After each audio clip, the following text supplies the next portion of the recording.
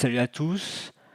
Très content d'être là pour le deuxième épisode de ce Editors Meetup. Je sais pas trop comment on va le renommer, mais pour l'instant on va rester là-dessus.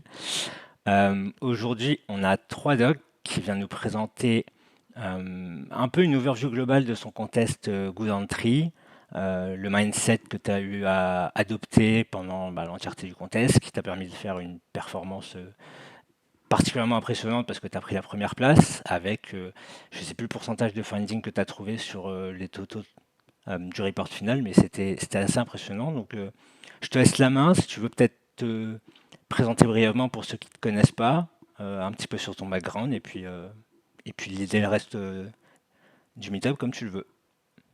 Ok, très bien, merci. Euh, ok, je vais faire une petite présentation sur moi. On va passer, disons, 59 minutes. Et après, pour la minute restante, on parlera du contest Good Entry. On fait ça. Parfait. Euh, donc, je m'appelle Pepe. J'habite dans le sud de la France. Je suis italien. Et donc, si vous avez l'impression d'écouter une pub de canapé à la radio, vous savez pourquoi. Euh, Je, un petit peu de mon background. Moi, euh, principalement, je viens du back-end de Web 2, principalement. J'étais développeur Web 2 pour 12 ans à peu près. Avant, j'ai passé l'université. Je suis ingénieur électronique. Et avant ça, je programmais aussi quand j'étais gamin. J'ai commencé avec les jeux. Je faisais des jeux en ligne. Et à un moment donné, il y a quelqu'un qui a dit, bon, nous, on modifie un peu le jeu en ligne qu'on fait. Est-ce que quelqu'un voudrait nous aider? Donc, moi, je me suis proposé. Et c'est comme ça que j'ai commencé à coder, peut-être à 16 ans, chose comme ça. C'était quel jeu? Euh, C'était Ultima Online. Ah, non, je connais pas. C'est un jeu de rôle en ligne qui a été énormément modifié et hacké par la communauté pendant 20 ans. Je crois il y a toujours quelqu'un qui... D'ailleurs, le serveur sur lequel je codais il y a 20 ans, oui, je crois qu'il est toujours en ligne. Donc, oui, c'est effectivement intéressant. Et c'est comme ça que j'ai commencé à coder. Je m'intéressais un peu à l'idée de coder même avant, mais ça n'a pas trop collé. Peut-être j'étais mal conseillé.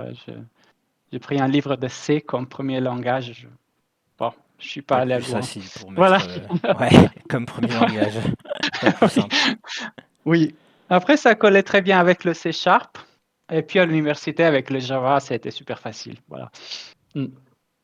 Et voilà. Ça, c'est pour mon background. En 2020, donc jusqu'au 2020, j'étais employé. Je fais développement principalement back-end. Je fais Java et Go. Et puis en 2020, je suis passé indépendant. J'ai fait pas mal de développement sur TopTal aussi. Et j'ai aussi une gig d'interview. Je fais les interviews techniques pour des sociétés comme consultant. Ah oui, c'est pour ça que tu nous avais dit que tu étais recruteur, enfin tu avais fait la partie recrutement tech. C'est ça. Ok. J'ai fait pas mal de ça. J'ai interviewé peut-être 700 personnes, Ah une oui. chose comme ça. Et, et l'année dernière, c'est passé pas mal, assez mal plutôt pour le recrutement. Donc, je cherchais des alternatives. Je cherchais une chose parce que ça, c'était un job très flexible. Moi, j'ai une famille. Et donc, j'ai cherché quelque chose de similaire. Ça m'intéressait pas mal la question de recherche de sécurité. Et j'ai commencé l'année dernière. Je me suis intéressé, juste pour curiosité, j'ai commencé à regarder un peu euh, euh, euh, sur les livres sur Ethereum. J'ai vu sur Immunify pour curiosité, j'ai trouvé un médium de suite. Et donc, je me suis dit, OK, peut-être ça peut aller. Euh, T'as trouvé un médium sur Immunify quand tu venais à peine globalement de découvrir Ethereum? c'est ça, c'est Ah oui, ça. pas mal. Ça s'est déroulé à peu près comme ça. J'ai vu un projet qui a démarré sur Ethereum, sur Sur Immunify. Immunify? Ok. Et j'ai dit, OK, ce projet, ça a l'air sympa. J'ai mis ça en pause. J'ai étudié le livre de, comment est-ce qu'il s'appelle, Mastering Ethereum. Une J'ai lu référence. ça. Et, euh, et un mois après, je suis revenu sur le même projet, même s'il était vieux sur Immunify. Et j'ai trouvé un médium. Après, ça a pris à peu près 6 mois pour le payer. Ah oui. Mais finalement, c'est déroulé comme ça. J'ai un peu attendu parce que je ne savais pas cette industrie, comment ça marche, si une fois qu'ils ont le bug, ils s'échappent ou pas.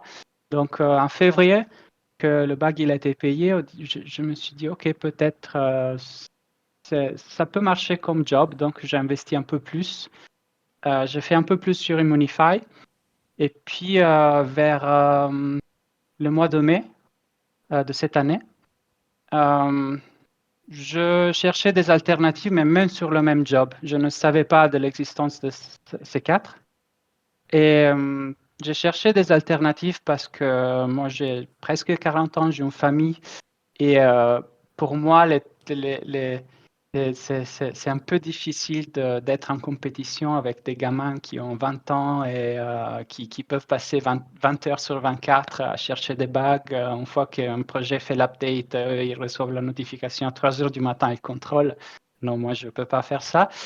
Et ça me plaisait pas mal l'idée d'avoir une semaine pour étudier le projet comme sur ces quatre. Et donc, j'ai commencé avec ça.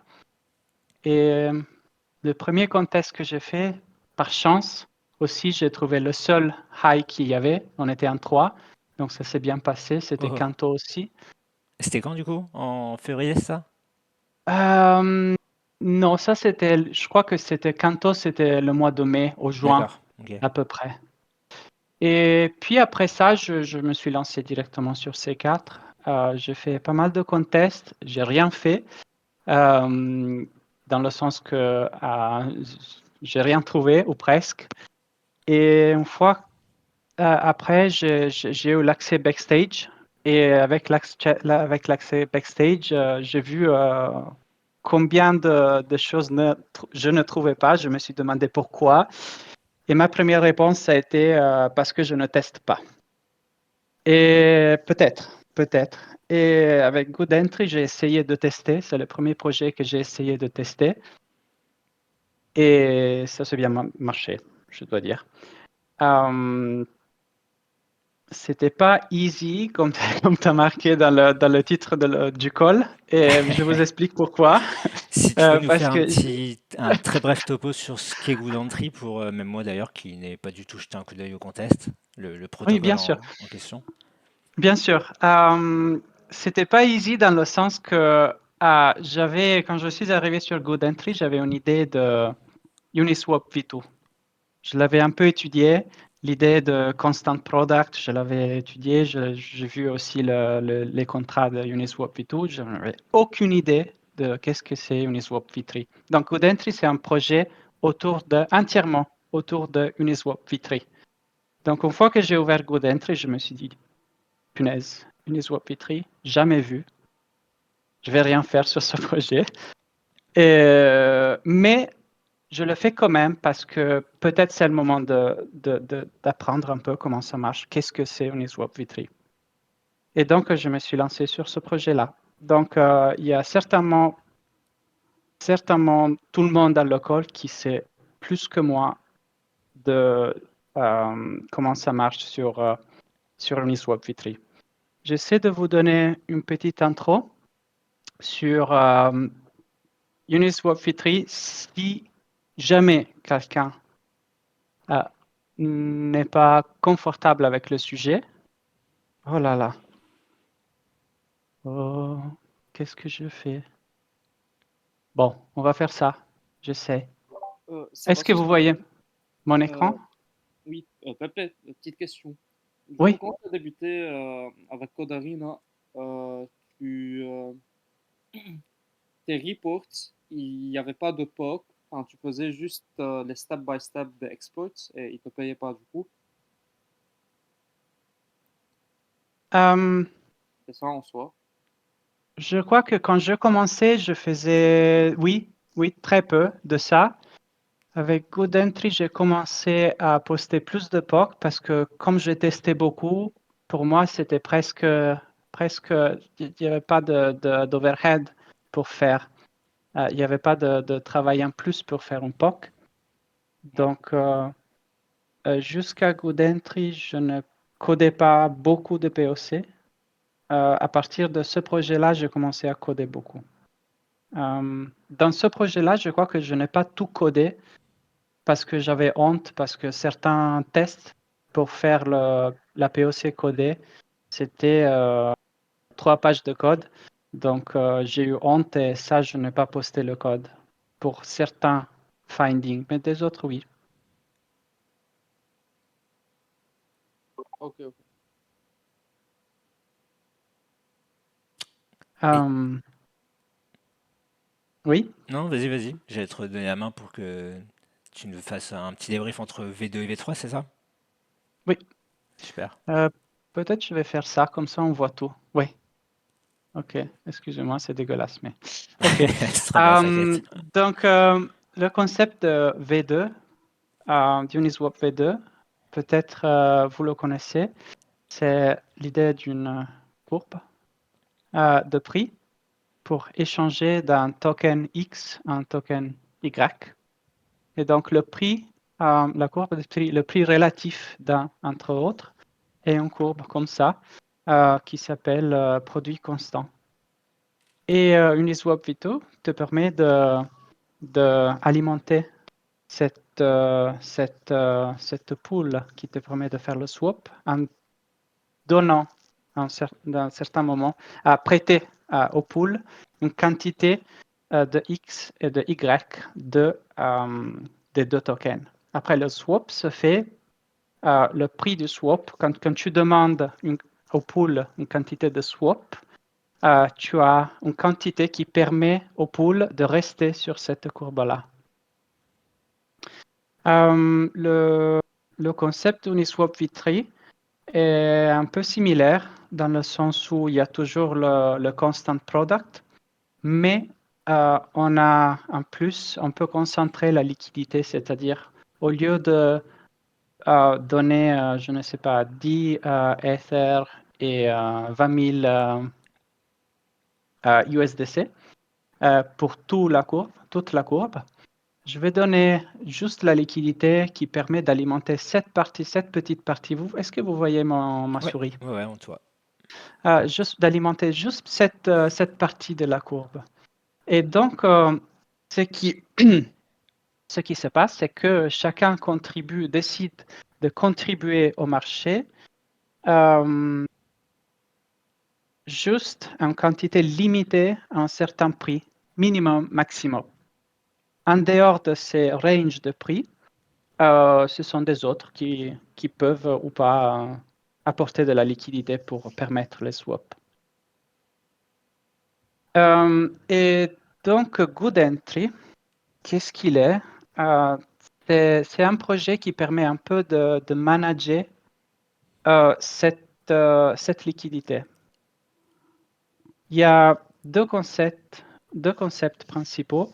Moi, j'ai travaillé juste sur un côté parce qu'en plus, j'étais très lent et donc je n'ai pas revu tous les contrats. Il y avait combien de Mais slots en tout? Pour une durée de combien de temps? bonne question, je me rappelle plus. C'était peut-être 1000, une chose comme ça. Je crois que c'était pas plus que 1000. Ok. Si on voit les contrats, donc on peut commencer, on peut voir la structure un peu. Je vous montre un petit truc que je fais. Si on pense au concept de range, ça c'est un range, c'est-à-dire qu'une fois euh, euh, que j'apporte de la liquidité au protocole, je décide d'alimenter un certain range de prix. Et ça, c'est un range. Et le contrat de GoodEntry qui modélise ça, c'est le tokenizable range. Okay. Donc, un range correspond à une position sur un range fixe de prix. Entre deux ticks Et de mémoire, c'est ça entre deux ticks, c'est Ok. ça, entre deux ticks. Donc, un tokenizable range est limité à deux ticks. Il est créé avec deux ticks et ça ne change jamais. Après, on peut rajouter ou enlever de la liquidité, comme on peut faire sur Uniswap V3, mais il existe seulement, il est fixé sur un range de prix. Donc, je vais préparer un petit truc là.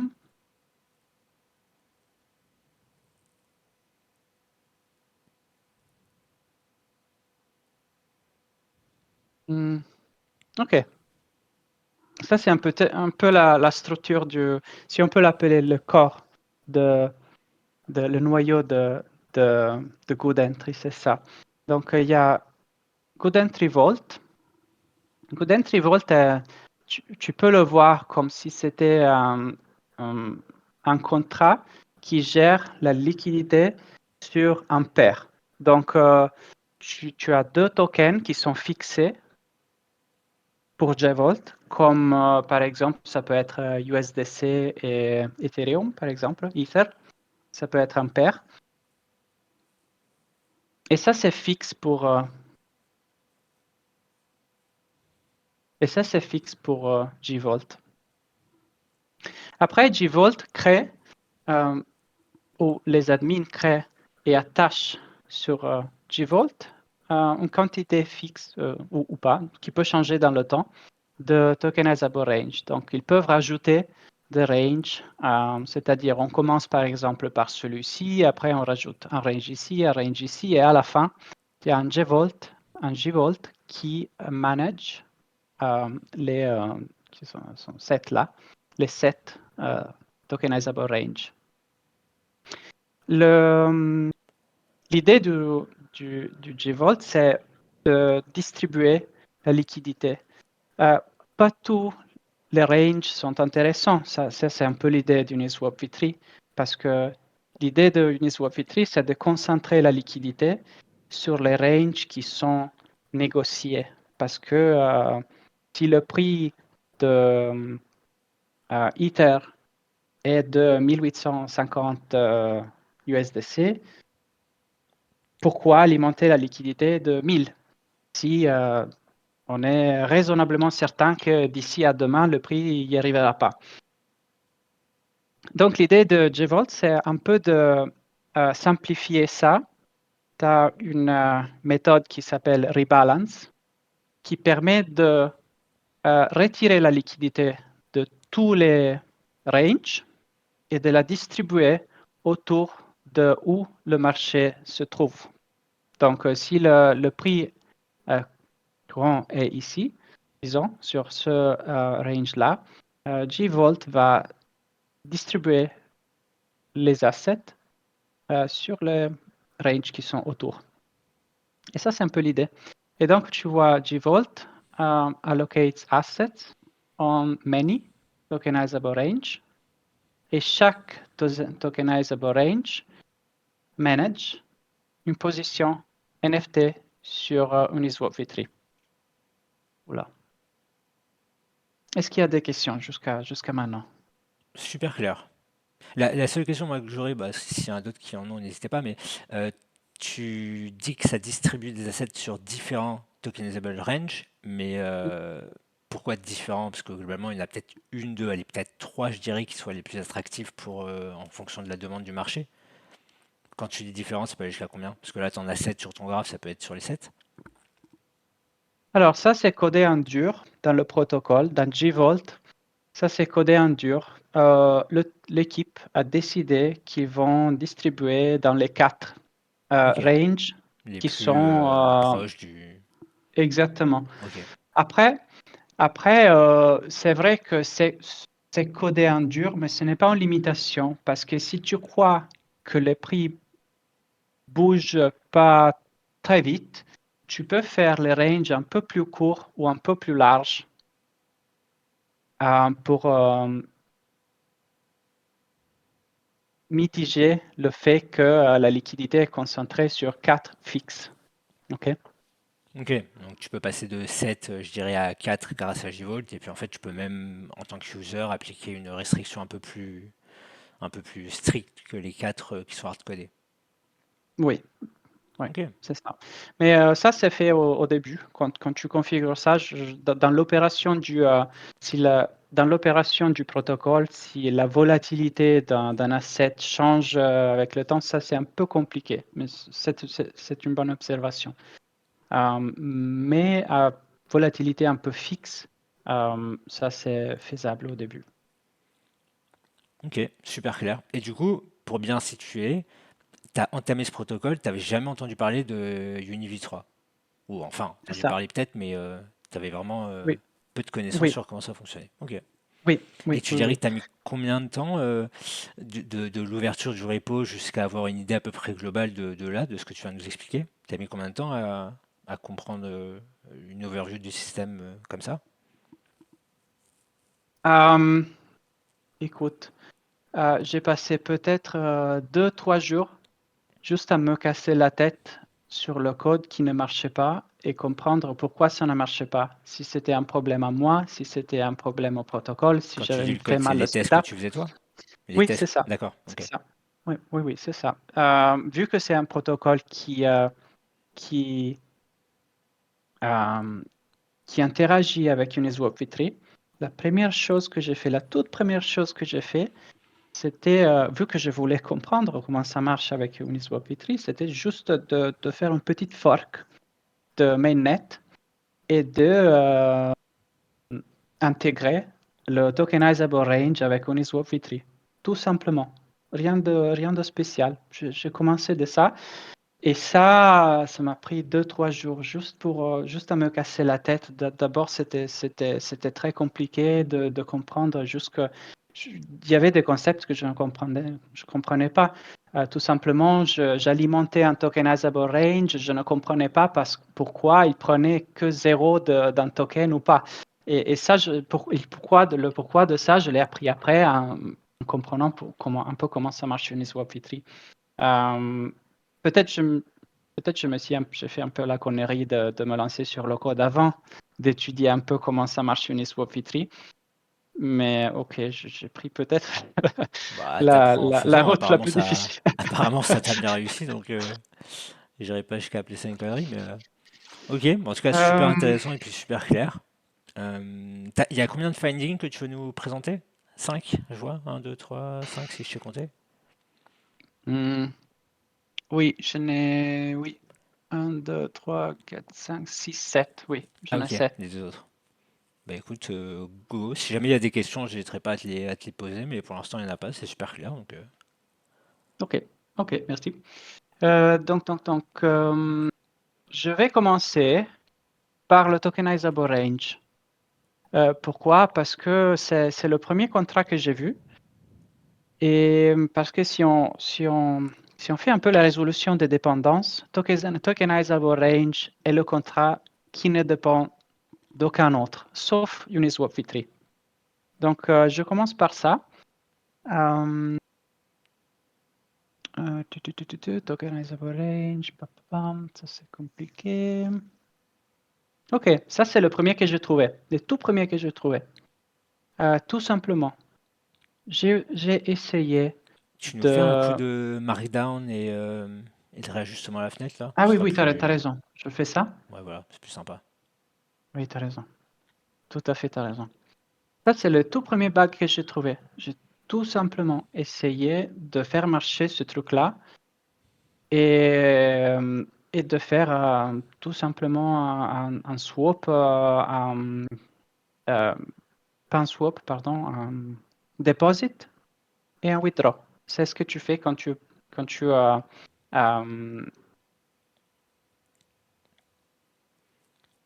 Quand tu initialises tu le rajoutes, protocole, quoi. oui, tu rajoutes de la liquidité sur le tokenizable range.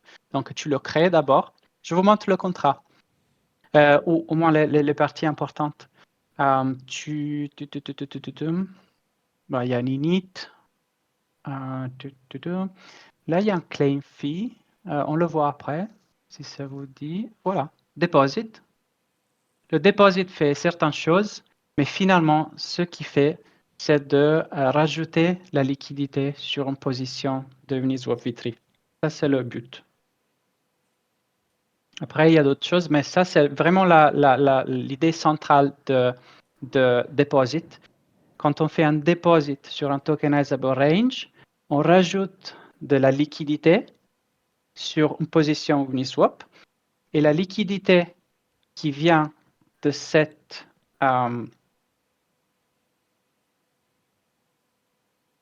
de ce rajout-là est attribuée en forme de RC20. Donc, voilà, mint. Ça, c'est le corps de la fonctionnalité. Donc, on rajoute sur Uniswap V3 les tokens qui sont passés par le caller de deposit et on lui donne des tokens, tout simplement. Il y a d'autres choses, mais on en parle après. Et le withdraw, c'est le contraire. Le withdraw, c'est le contraire. On fait un burn quelque part. On fait un burn et on rend les... Et on rend la La liquidité liquidité au en forme dépositaire. de token au dépositaire. C'est ça. Et en faisant tout simplement ça, en testant tout simplement ça, sans rien faire, j'ai trouvé le premier bug, que c'était Tokenizable Range Medium 1, je crois. Si tu retournes dans ton Markdown, là où normalement ça reste sur Oui. le même. Ça? Non. Peut-être. Oui, TRM2. Oui, non. Oh mince, excusez-moi. Non, c'était H2. Oui, c'était ça. Et ça, c'est le premier que j'ai trouvé, tout simplement. Je n'arrivais Markdown. pas. Oh, merci. Tout simplement, je n'arrivais pas à faire un deposit parce qu'il y avait un overflow. Juste en testant, j'essayais de faire un deposit et un withdraw et j'avais un overflow. En faisant l'investigation de l'overflow, il y avait une librairie qu'ils ont importée, mais ils ont changé la version de... ça s'appelle Fullmat, ça? C'est-à-dire que dans les tests de base, les unit tests qui devaient être fournis, j'imagine, avec le repo, il n'y avait même pas la fonction deposit qui était testée? Si. Il y avait ça.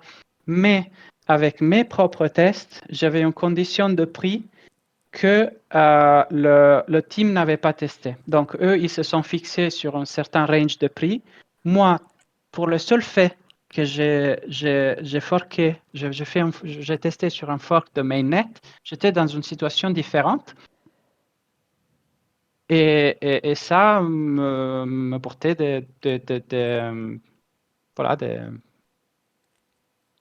des overflows. Donc, la chance. C'est ce qu'on dit, la chance. Super intéressant, tu vois, mais J'ai fait l'investigation et finalement, le problème, c'est que eux, ils ont importé ce full mat. Ça, c'est copier-coller de Uniswap V3. Et oui, ils ont tout simplement changé Solidity, Pragma Solidity. Ils ont changé la version de ça. Ça, c'était un 0, je sais pas quoi. Mais en tout cas, c'était pas un 0.8. Et donc, avec 0.8, il y avait un problème d'overflow. Et en fait, cette librairie est faite pour utiliser l'overflow. Donc, avec 0.8, cette librairie ne marche pas. c'est-à-dire qu'ils ont copié-collé le code et ils avaient juste collé 0.8 en haut? Ou à l'inverse, c'était en 0.6, C'était ça. 7? Ok. Oui, c'était ça. Ils ont copié-collé le code Et ils ont mis et 0.8, quoi. ils ont mis 0.8 et ça ne marchait pas. Dans certaines situations. Ça, c'était un bug assez pas mal trouvé. Il y avait pas mal de gens qui l'ont trouvé. C'était pas très rare, bien évidemment. Et voilà, c'était ça. Excuse-moi, tu dirais que ça arrive souvent du coup de revert si tu fais une action, si tu déposes ou tu fais quelque chose comme ça, c'est quoi la probabilité de revert? Est-ce que tu es tombé est-ce que tu as vraiment eu un coup chanceux ou Parce que ça arrive Non, donc, souvent. donc il faut que le prix soit hors du range. Maintenant, je me rappelle plus, il faut qu'il soit en dessous ou au-dessus du range. Je me rappelle plus, mais une fois que cette condition est vérifiée, il n'y a pas de moyen que ça ne se vérifie pas. Donc, si tu D'accord. testes dans le range, hors range, en dessous, hors du range, au-dessus, il n'y a pas moyen que tu ne la trouves pas. Ok, ça marche. Et pour ça, j'ai fait un POC. Et le POC dit exactement ça, que d'abord, d'abord, on montre euh, qu'il y a des valeurs pour lesquelles il y a un revert. Donc, je trouve des valeurs tout simplement comme ça. Je montre qu'il y a une valeur qui crée le revert. Et après, dans une deuxième étape, je fais un FADS test pour montrer que le FADS test n'est pas capable de trouver un prix inférieur ou voilà, tu vois, un prix inférieur qui ne fait pas un revert. Ok, donc il y avait revert dans 100% des situations d'après ton POC. Exactement, Ah ouais. 100% des situations. Si le prix est Et inférieur, voilà. ouais, au-dessus ou en dessous du Ouais, range, ça quoi. Et above, en gros, voilà. eux, dans leur Ouais, test unit test de base, ils avaient dû tester le cas API, quoi, exactement, avec exactement. une variable dans le range, quoi. Ok. Mm, oui. Ok, top, bah bravo, belle trouvaille. Et donc lui, c'était un Merci. des principaux trouvés par rapport à la plupart des compétiteurs. Ah, je me rappelle plus. Et ça, c'était Je peux un voir. high. Ouais, bah ça, c'était un high, du coup, je pense. Ça, c'était un high. L'impact high, tu le peux montrer parce que si tu dis, OK, je fais le deposit, quand ça ne fail pas, après le prix, ça change où ça commence à faire le fail et je ne peux pas faire le withdraw. Je ne peux pas retirer mes tokens. Et si le prix ne bouge pas, et ça ne dépend pas de moi parce que tu sais, il y a des moments où les prix changent et ils restent comme ça pour toujours. Surtout quand il n'y a pas de limite. Si le prix descend, tu vois, si VET monte au-dessus de 1800 et il reste pour 2 ans, moi, je ne peux pas retirer les tokens pour 2 ans. Et ça, c'est un high, bien évidemment. Ok, ouais. Blocage des fonds pendant une période Indéterminé, qui dépend des indéterminée. prix du marché qui ne sont pas sous notre contrôle, bien sûr. Bah, belle trouvaille. Merci. Et ça, c'était vraiment la chance. Voilà. Le prochain. Oh, là, je me suis trompé. Laisse-moi faire ça. Je vous montre un autre. Ça, je l'ai fait. Ça, je l'ai fait. Oui, ça aussi, ça, c'est pas mal. Donc, les frais. On peut parler de frais maintenant, si vous voulez. Bien sûr, quand on contribue de la liquidité sur une swap Vitry, on le fait pour gagner sur les frais de négociation des titres. C'est ça qu'on a un retour pour participer au pool. Et bien sûr, Tokenizable Range, vu qu'il contribue les tokens à Uniswap Vitry, il a besoin d'un moyen pour gérer les frais qui sont générés par la négociation des titres sur Uniswap Vitry. Et il y a cette fonction-là qui s'appelle Claim Fee, qui est appelée chaque fois que tu fais des changements de liquidité, on passe sur le deposit et sur le withdraw, on passe par Claim Fee. Ça, on peut l'appeler aussi manuellement public.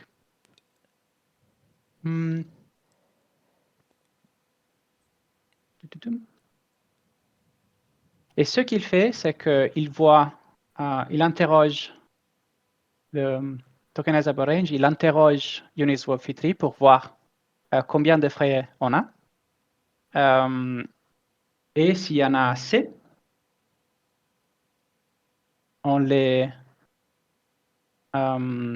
on les récupère et on arrive à les investir à nouveau. Où est-ce qu'on fait ça?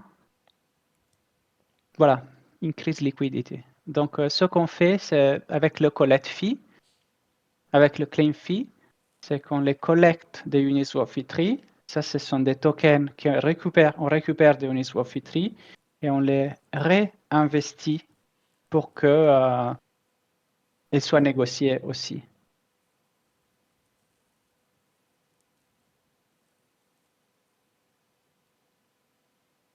OK, une fois qu'on a vu ça, qu'est-ce qu'on voulait voir? On voulait voir M2, clip et check, blablabla. OK. Et là, le deuxième finding, c'était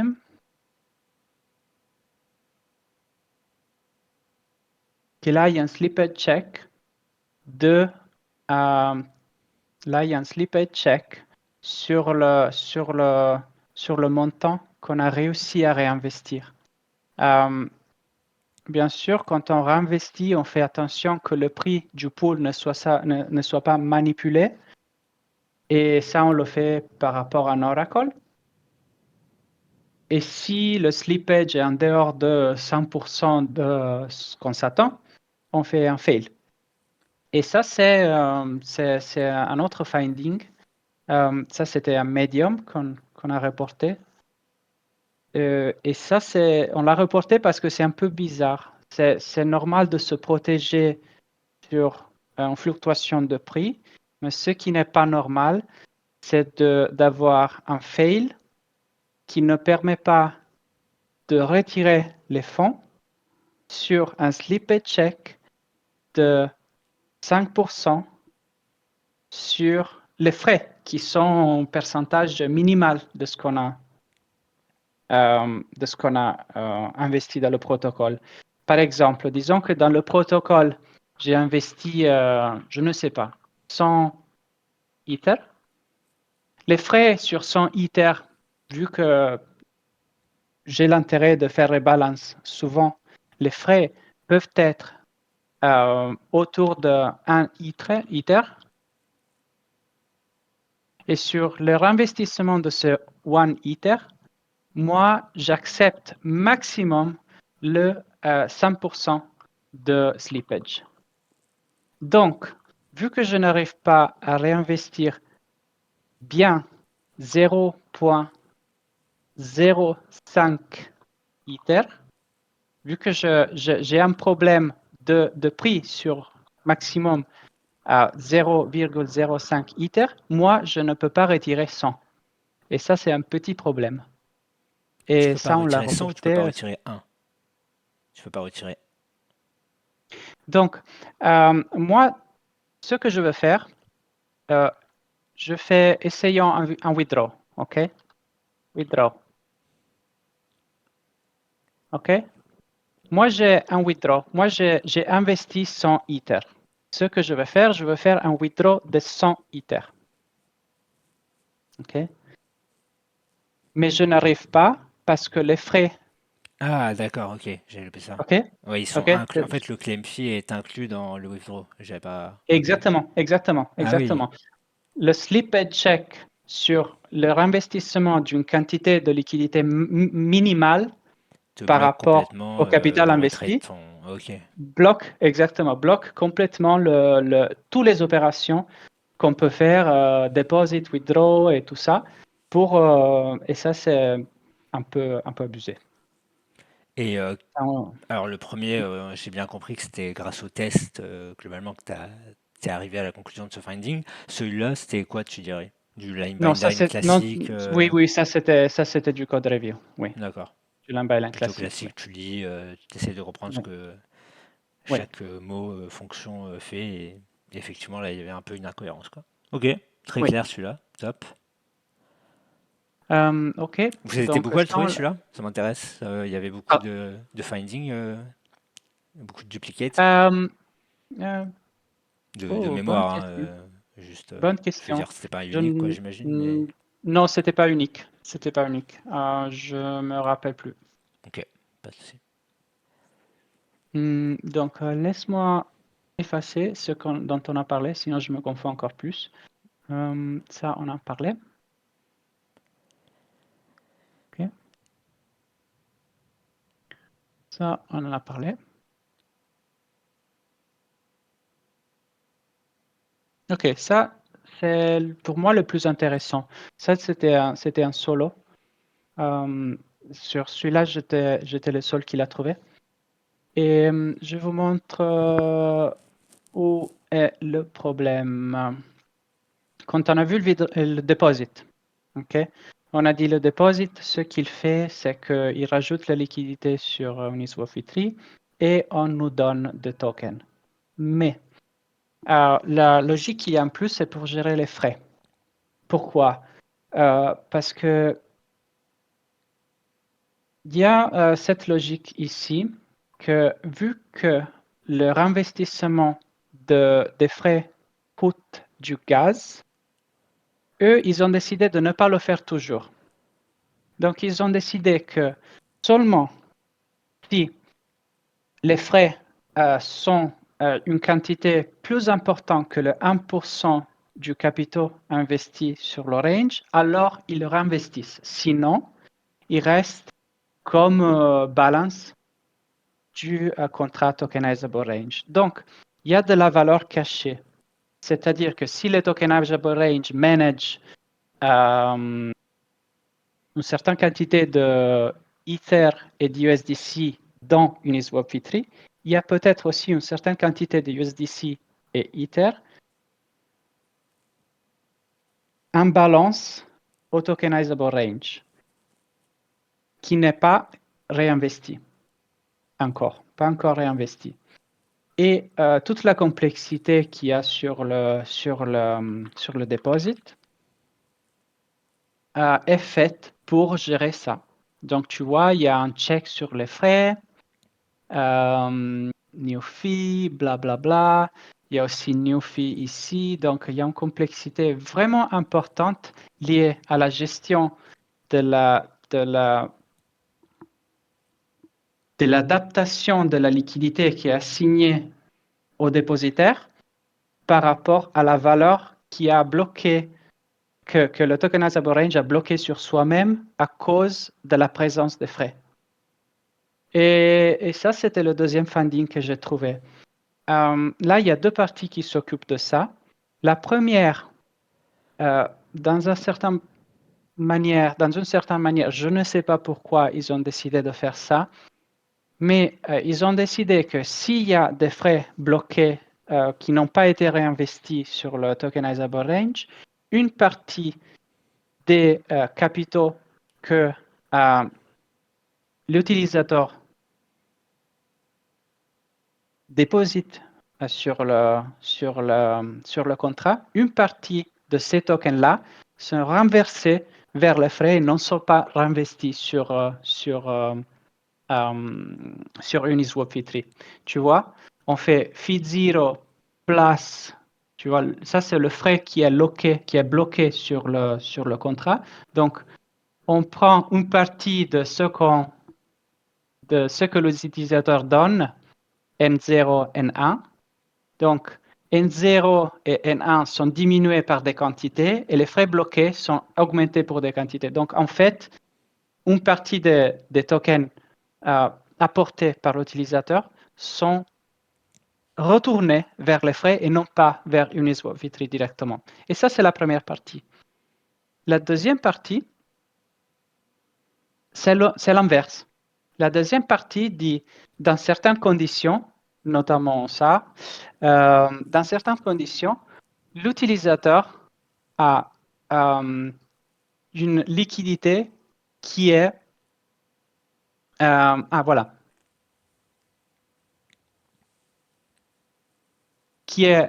baissée par la valeur relative des frais par rapport à la quantité d'assets qui sont dans le contrat.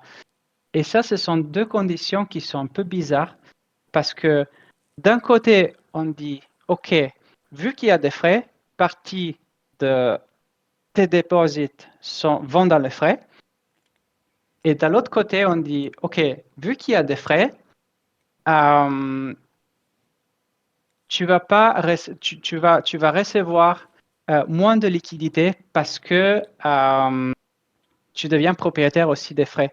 Et ça, c'était un peu bizarre. Alors, Et je me suis dit, pour comprendre, pour être sûr, parce que du coup, c'était en plus ça l'avoir trouvé, je pense que le finding en soi était assez complexe. Quand tu as un user qui fait un deposit, le oui, protocole lui soustrait un certain nombre de frais oui, qui va bloquer dans tokenizable range là en fonction des requirements que tu as montré tout à l'heure là par rapport au 1%. oui, Et après, dans la même fonction, donc dans le deposit, oui, ils vont, c'est là où je suis pas sûr de te suivre, ils vont lui ressoustraire encore des frais exactement, parce qu'ils lui ont soustrait le premier frais en lui disant que ces frais-là lui appartenaient quoi. exactement, Ah oui exactement, d'accord. c'est ça, c'est ça, Oui, ils ont un peu fucked c'est up ça. la logique là. Oui, c'est ça, c'est ça. Ok. Et c'est pour ça sur cette logique, il y a plusieurs findings, plusieurs findings.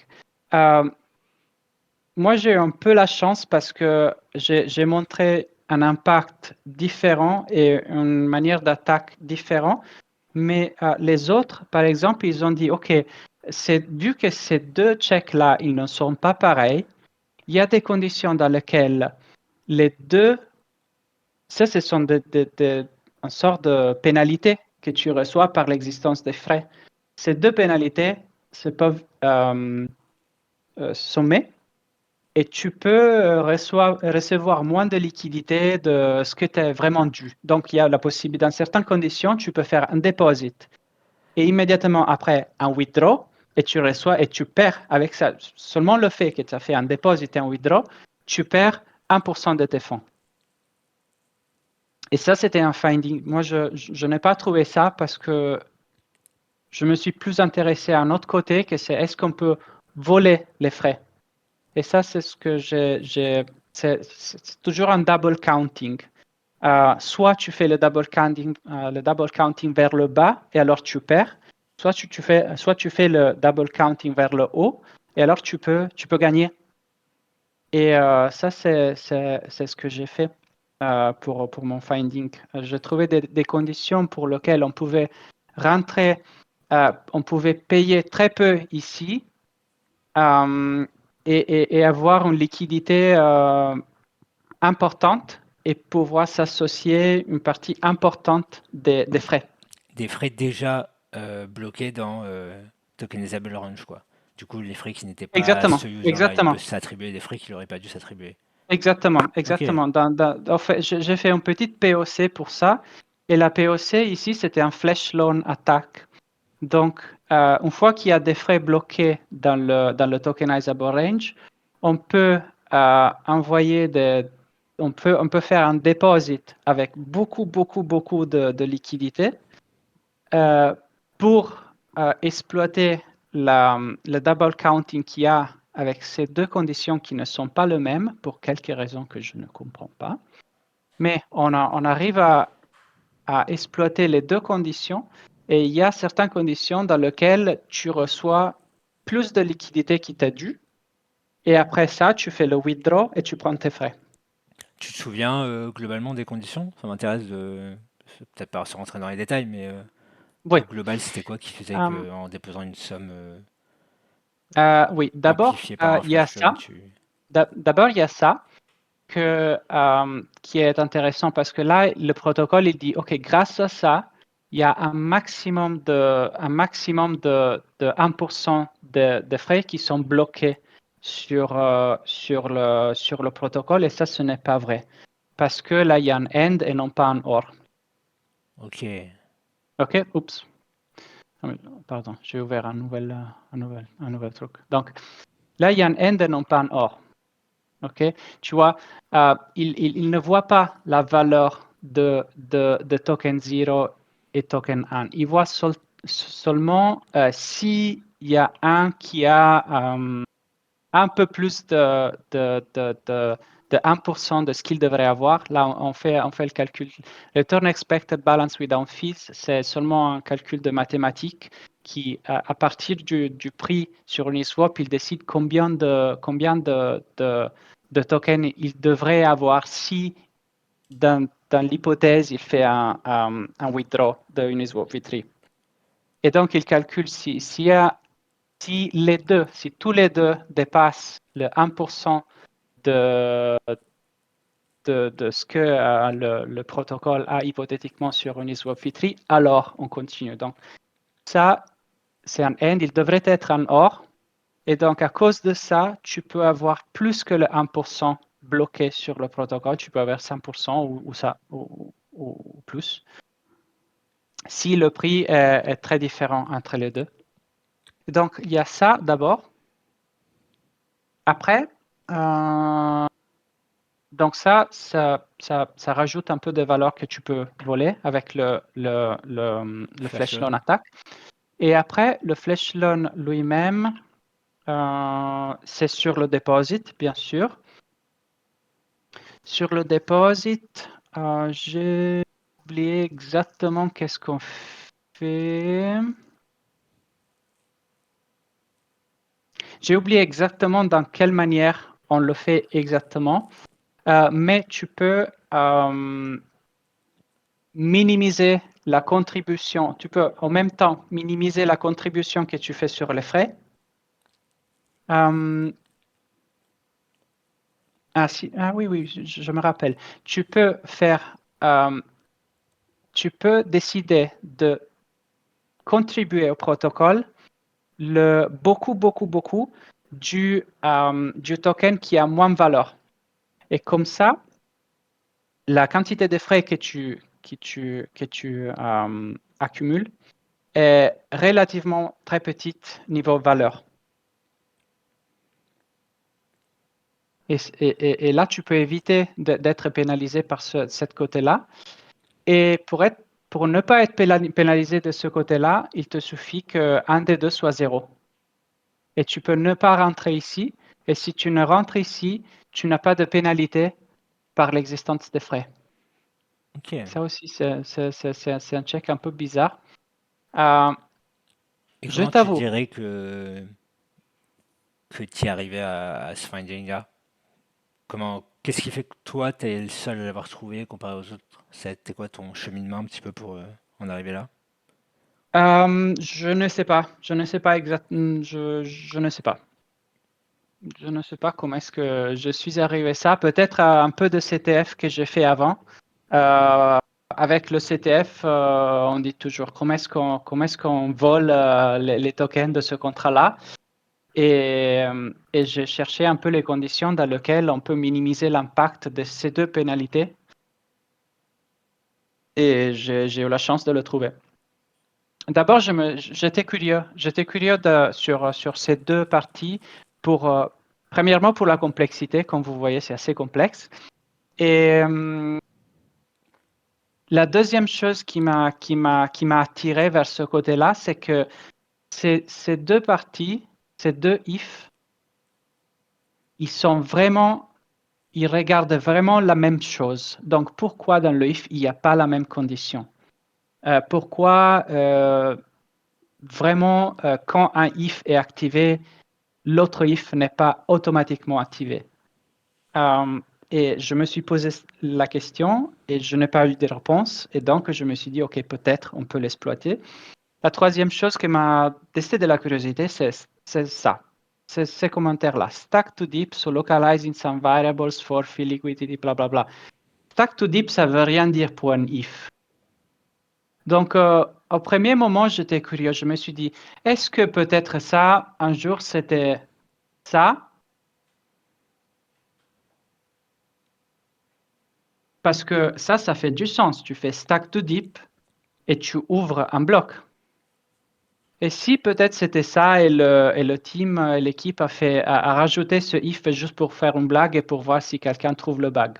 Ça aussi, je me suis dit, et ça m'a testé de la curiosité aussi. Ça m'a apporté de la curiosité aussi. Donc, trois raisons pour lesquelles j'étais très curieux de ça. Et finalement, j'ai réussi à l'exploiter et c'était bien. Et à l'inverse, qu'est-ce qui fait, je dirais, que tu n'as pas trouvé pour les mêmes causes les autres findings? Parce que tu as dit tout à l'heure que c'est même pas que tu les as esquivés pour aller à quelque chose d'un peu plus important, c'est que tu es passé à côté pour aller à celui-là. D'après toi, qu'est-ce qui fait que tu les as même pas imaginés ou... C'est une bonne idée. C'est une bonne idée.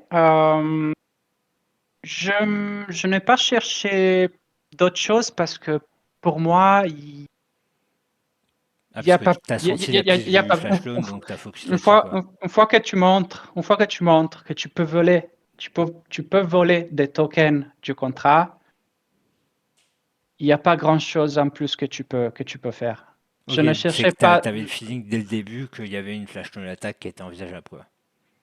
Oui, exactement, Ok. exactement. Oui, bah forcément, vu Le comme premier ça, tu vas pas impact, t'amuser avec d'autres. exactement, exactement. Le premier impact que j'ai réussi à démontrer, c'était un impact très haut. Donc, je suis pas allé plus au fond pour chercher des impacts plus bas. Ok, bah félicitations, mais il est beau celui-là. Et puis surtout que si tu dis que pas mal d'autres se sont arrêtés à un finding moins, enfin, avec moins d'impact et que tu as réussi à creuser jusqu'au flash loan attack, parce qu'au flash loan attack, c'est vraiment le truc qu'on entend parler tout le temps. Dans tous les CTF, il y en a un, mais tu le vois assez rarement en contest maintenant, je trouve. Mm, mm. Donc, belle trouvaille, bravo.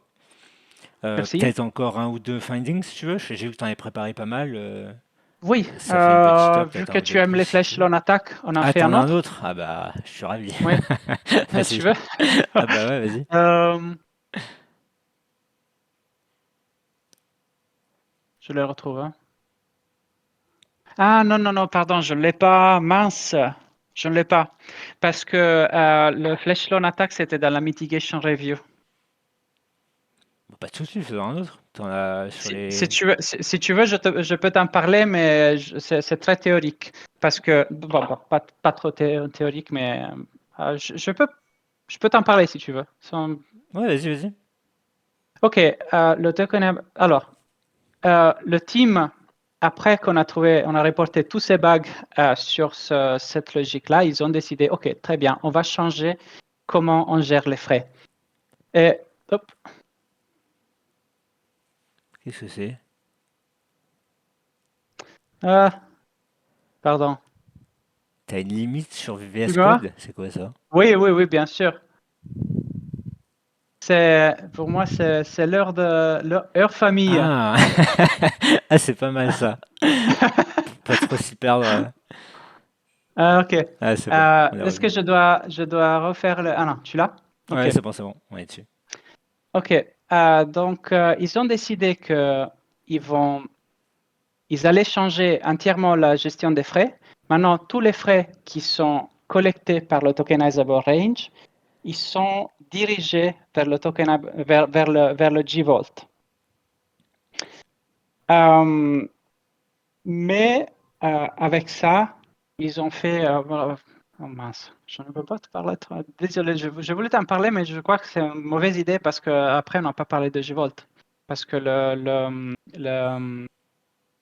flash loan dont je te parlais, c'est sur le J-Vault. Ah mince. Bah, une overview, sans rentrer forcément dans les détails, mais globalement, ils ont déplacé les frais sur J-Volt, et sur J-Volt, j'imagine que tu pouvais reproduire une attaque similaire. Exactement, exactement. Donc, ce qu'ils font, c'est de retourner les frais vers J-Vault. Ils réinvestissent et le flash loan est dû au fait qu'une fois que tu fais withdraw de J-Vault, donc le J-Vault, c'est un truc qui fait l'agrégation des tokenizable range. Donc, le G-Vault, comme tu vois, une fois que tu fais withdraw, ce qu'il fait, c'est de calculer la, la valeur de ce que tu es en train de retirer.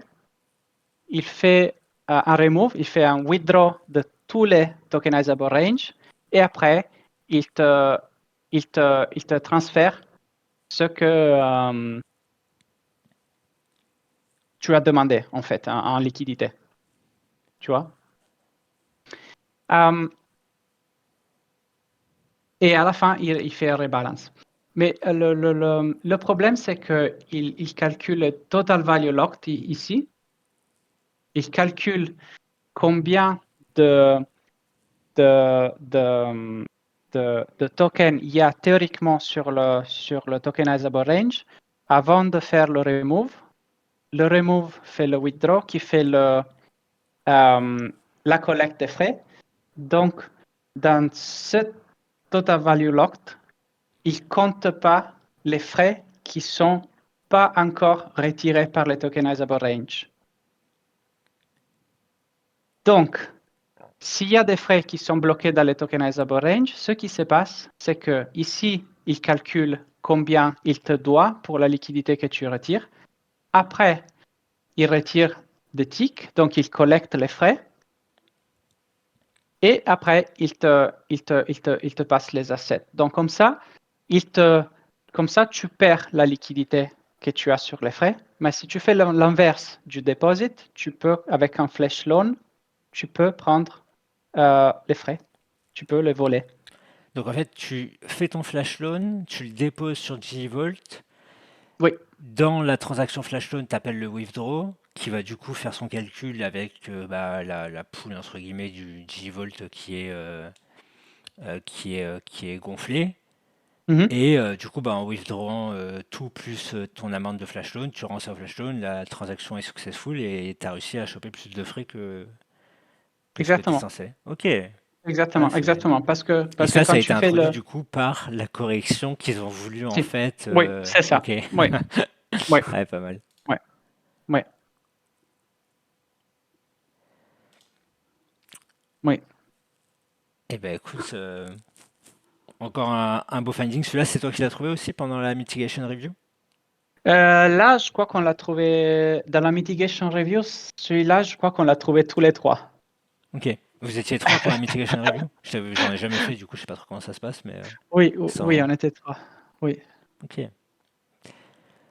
Bah écoute, merci pour la presse. C'était en tout cas, très beau finding. Si tu avais un peu un mot de la fin, après on peut forcément faire des questions-réponses s'il y en a qu'on a, mais si tu avais un mot de la fin pour conseiller ceux qui, je pense beaucoup d'entre nous en tout cas, qui sont pas encore à ton niveau et qui n'ont pas réussi les perfs que tu as faites, euh, je pressens un peu ta réponse avec les tests, mais ouais, est-ce que tu aurais des conseils à nous donner? Est-ce que tu aurais un feedback à nous faire sur nos retours sur cette réussite-là et puis les récentes que tu as eues aussi sur les autres contests? Hmm, ah, j'ai certainement de faire les tests. Ça, c'est un conseil que je donne toujours. Et moi, j'étais très tenté d'abandonner ce contest-là. À Je quel t'avoue. moment? Au tout début ou? Au moment où j'ai vu que le contest, que le protocole était intégré avec Uniswap v3, moi je me suis dit, ok, je n'ai pas, je n'ai jamais vu Uniswap v3, je n'aurai pas le temps, euh, je vais le faire une autre fois. Et finalement, je me suis dit, ok, bon, je vais peut-être rien faire avec ce contest-là. Je vais le prendre comme occasion, au moins pour comprendre les bases, le minimum de Uniswap v3. Et, euh, et finalement, ça s'est bien passé comme contest. Donc, si j'ai un conseil, c'est de ne pas se faire freiner par des intégrations avec des choses qu'on a jamais vues. Et grâce à ça, par exemple, je travaillais avec Maya aussi. J'avais jamais travaillé. Vu que j'ai cette expérience, que la première fois que je travaillais avec Uniswap v3, j'étais pas sûr de le faire parce que j'étais hésitant. Mais ça s'est bien passé. Et donc, ça m'a poussé à essayer avec Maya aussi, même si c'était la première fois que je travaillais avec un bridge. Et donc, ça, c'est une chose que je conseille. Je ne sais pas s'il y a quelqu'un qui se fait un peu freiner par des technologies, par des choses qu'il n'a jamais vues, mais s'il y en a, ne le faites pas parce qu'on ne sait jamais. Et au minimum, au tout minimum, on apprend. Et effectivement, le fait d'avoir creusé beaucoup Uniswap, alors t'as amené un bagage et des connaissances que tu garderas, donc ça c'est cool. Mais deux, ça a été essentiel pour la réussite d'un Good Entry. Parce que pas mal des findings que tu as trouvés ont quand même un lien pas des moindres avec avoir une bonne compréhension de V3. Une bonne compression, je crois que c'est un peu excessif, mais au moins je sais ce que je fais, je sais un peu comment ça interagit et ça, j'apprécie beaucoup, beaucoup de l'avoir fait. Top. Bah, super, super conseil en tout cas. Est-ce qu'il y en a parmi vous qui ont des questions dans l'audience, soit par écrit, soit par vocal, Salut. n'hésitez pas, hein. Ouais, Pépé. Salut. Donc, je voulais te demander, quand tu dis faire des tests, genre, tu veux dire euh, du fuzzing test ou aussi des tests pour atteindre un coverage percentage plus optimal ou un peu de tout? Euh, ok, le coverage, personnellement, après ça évolue beaucoup parce que je n'ai pas encore, je me suis pas encore trouvé une manière de travailler constante. Mais moi, par exemple, le coverage, je ne le cherche jamais. Je ne regarde pas le coverage. Certainement, je veux tester les choses que je ne comprends pas parce que très souvent, tester les choses m'aide à comprendre. Je vois l'interface publique du deposit et je me dis, OK, comment est-ce que je fais à la faire passer, à faire en manière que j'arrive ici, emit deposit. Et tout simplement, je commence par des tests qui sont très simples, dans une situation très simple, juste pour arriver jusqu'au bout, happy path, de toutes les fonctions qui sont les principales, disons. Un peu comme si tu allais sur une Aptify sur l'interface du UI, quoi. Tu fais ton déposit, tu machin Exactement, avec une interface graphique. exactement. Toi, tu crées la même chose en code, en test, pour avoir cette sensation de OK, je vois à peu près comment on interagit avec le protocole, comment ça fonctionne. Exactement, oui. Après, ça dépend des protocoles parce qu'il y en a certains pour lesquels j'ai fait des fuzz tests, par exemple. Et j'ai commencé aussi avec les invariant tests. Mais j'ai perdu une énormité de temps avec les invariant tests. Il y a des choses, il y a des trucs. Je crois qu'il y a quelques bugs quelque part de Foundry avec les invariant tests. Et avec ça, j'ai perdu énormément de temps. Finalement, peut-être j'ai un setup qui marche assez bien pour les invariant tests, mais je m'en sers pas toujours. Et dans un contexte où tu démarres sur un nouveau contest où les codes sont nickel, quoi. Je veux dire, imagine, il y a vraiment des unit tests bien testés, etc. Tu fais quoi? Tu les regardes même pas? Les réécris globalement à l'identique juste pour que tu puisses avoir le feeling ou comment tu fais? Les tests qui sont en place, je ne les regarde surtout pas Ok. parce que ça m'arrive de regarder des tests qui sont très bien structurés, très bien faits. J'ai peut-être des phases tests ou des choses comme ça et je me dis, ah punaise, ils ont bien testé, je vais rien trouver. Et ça, c'est vraiment, vraiment pas la manière où je veux démarrer un contest. Donc, ce que j'ai fait, c'est de ne jamais, jamais, jamais, jamais regarder les tests. Même pas après. Genre, il n'y a pas un moment dans l'audit, même plus tard, ou une fois que tu as fait tes propres tests, tu vas même pas regarder les leurs. Non, Ok. non. Euh, plutôt, je regarde la doc. Après, plutôt, je regarde la doc pour voir s'il y a quelque chose qui ne marche pas comme il devrait. Mais le test, non. Après, le temps est très limité pour les contests, comme vous savez. Et Bah, donc, surtout quand tu dois te bûcher tout UniV3 avant, avant même d'entamer ton contest, tu te ça, réduis c'est la vrai. marge, quoi. C'est clair. Ça, c'est vrai. Ça, c'est vrai. Et en fait, ces deux contrats-là, Option Position Manager, j'ai pas réussi à les faire. Je n'ai même pas ouvert. Ah ouais, Gvault, t'as top 1 je dans l'ai un regardé. contest et t'as même pas lu deux des 6 contrats, quoi, ou 8 contrats, un truc comme ça. Comment est-ce que je fais? Comment est-ce que je fais? Je Non, commence mais le contest et c'est je super sais rien impressionnant, je de trouve. Uniswap. La chance, c'est vraiment la chance. C'est vraiment j'admets que j'étais très, très, très chanceux. Mais franchement, tu as eu raison de réécrire tes tests parce que c'était du brownie et c'était horrible. Genre, Ah oui, oui, oui, oui, oui, c'est vrai. j'ai même pas réussi à lancer les tests en fait. J'ai même pas Mm. réussi à setup le truc moi. Donc après, j'ai vu que dans tes POC, tu avais fait du fonderie. J'ai fait, big boss en fait, parce que t'as eu trop raison de faire ça. Et ouais, et ouais. Bah, finalement, ouais, c'était un petit contest. Enfin, c'était 1200 S-log pour une semaine, donc c'était assez court. Mais le problème, c'est qu'il y avait ouais, du coup beaucoup d'intégration défis. Et toi, visiblement, t'as pas été voir du côté du ROE Market, qui était un fork d'AAV. Mais là aussi, tu devais recomprendre AAV et recomprendre comment ça fonctionnait. Et tu avais été chercher de ce côté-là, tu aurais dû en plus perdre du temps là-dessus. Donc je pense que tu as eu de ouf raison de te concentrer sur les ranges. Donc bien joué. Merci.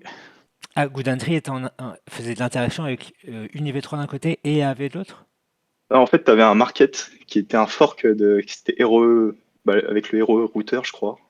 Oui. Ok, Et ça, RE c'était un router, ouais, je vois. fork. Ok. C'était un fork d'AAV en fait. Enfin, c'était pas ROE router, mais tu avais un marché qui était un fork d'AAV. Et c'était une composante directement de GoDaddy. Et donc, c'était assez trompeur parce qu'on se disait, ouais, 1000 S-log, c'est pas beaucoup, mais en fait, Ouais, mais en fait, il y a ouais. beaucoup de choses à côté, quoi. Oui. Énormément de choses à Oui. côté. Oui, parce qu'il y a Gvolt qui interagit avec un landing protocol et là, ça devient compliqué. Gvolt, je l'ai vu le dernier jour que j'étais à la bourre. Ça, je l'ai vu le dernier jour et je n'ai pas eu le temps de voir Option Position Manager et Position Manager. Et j'ai eu la chance parce que Option Position Manager, c'est largement la partie la plus compliquée du code. Parce que tu ouvres des options, des positions, tu prêtes, tu changes comment est-ce qu'il s'appelle, les contreparties. C'est complètement fou. J'ai eu la chance de ne pas avoir le temps de voir ça parce qu'ici, vraiment, je Mais serais explosé. pour le coup, moi, je me suis un peu. Enfin, j'ai pas trouvé grand-chose sur ce contest, mais j'ai bien regardé ça. Et c'est l'un des rares protocoles défis qui est vraiment innovant. Genre, j'ai trouvé vraiment le concept. Fou. Je trouve ça vraiment intéressant comme ils ont fait le truc. Et je sais pas qui a eu l'idée, mais l'idée est folle. Faudrait que je le regarde en détail parce que sur le moment, je m'étais dit que c'était fou. Mais parce que leur système de management des ranges, ça colle avec V3, mais ça colle pas avec AV. Du coup, ils faisaient quoi sur AV? Ils En fait, manageaient différents types de positions, quoi. alors laisse-moi me rappeler. En fait, c'était un marché qui. En fait, il y a des gens qui pouvaient mettre dans les G-Volt, du coup, de l'argent. Et cet argent, en fait, il est. Enfin, genre des Ethers, une paire. Et cet argent, en fait, il est sûr de. Par exemple, bah, comme si tu le mettais dans une range, de par exemple jamais dépasser un certain niveau, mais qu'au minimum, tu récupères toujours, imaginons, un Ether, tu vois. Et c'est en se servant de ce fait-là qu'ils arrivaient à reproduire un système d'options qui est plutôt clean en fait. Parce que souvent les options on-chain c'est un peu du bricolage. Et là ça me paraissait assez propre, en tout cas du côté théorique. Après là bon là faut aller voir le white paper. Ouais, vous m'avez donné envie d'aller jeter un coup d'œil à la Codebase, en tout cas. Non, c'est super cool. Et en fait il servait de AAV pour au niveau des intérêts. Donc c'est-à-dire qu'il servait de tout le protocole AAV pour faire je me semblait il y avait un système de vente à découvert et du coup, il servait enfin, des API, des A tokens de AV. Et c'est en fait les frais générés par les fournisseurs de liquidités au niveau des différentes TIC étaient générés avec ça. Enfin, de souvenir Ok. que ça, mais je suis pas sûr. Ouais, faudrait que je le regarde parce que c'était vraiment intéressant, Bah, belle Codebase à creuser, en tout cas.